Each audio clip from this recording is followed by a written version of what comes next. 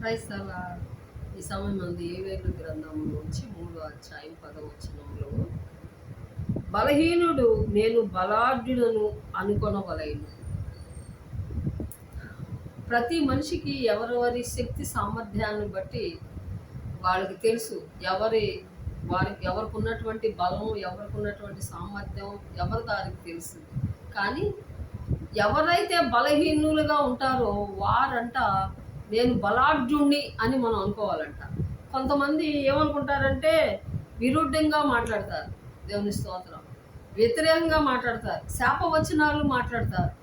అలా కాదు, మనం ఏంటి బలమైనటువంటి మాటలు మనం మాట్లాడాలి.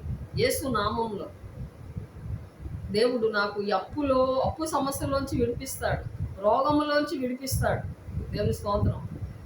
నాకున్నటువంటి దేవుని స్తోత్రం, నాకు ఉద్యోగం ఇస్తాడు, ఐశ్వర్యం ఇస్తాడు, నన్ను ఆశీర్వదిస్తాడు.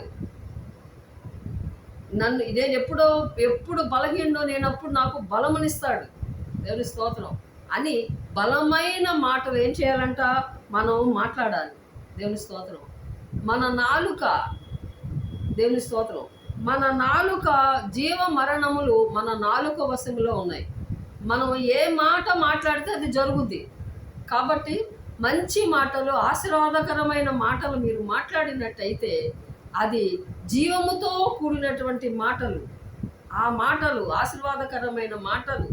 నా కుమారుడు మారతాడు, నా కుమార్తె మారుతుంది, అప్పులోంచి విడిపిస్తాడు దేవుడు, సొంత గృహం దేవుడు ఇస్తాడు అని మంచి ఆశీర్వాదకరమైనటువంటి వచనాలు మీరు మాట్లాడినట్టయితే జీవ మరణములు నాలుక వశంలో ఉన్నాయి. కాబట్టి మంచి మాటలే మాట్లాడాలి. దేవుని స్తోత్రం. ఈ బలహీనుడు నేను బలాఢ్యుడని అనుకోవాలంట.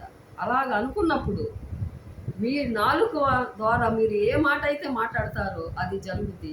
మంచి మాటలు మాట్లాడదాం. దేవుడి మాటలు దీవించగాక, ఆశీర్వాదకరమైన మాటలు దేవుడు అనుగ్రహించబడునుగాక. ఆమేన్.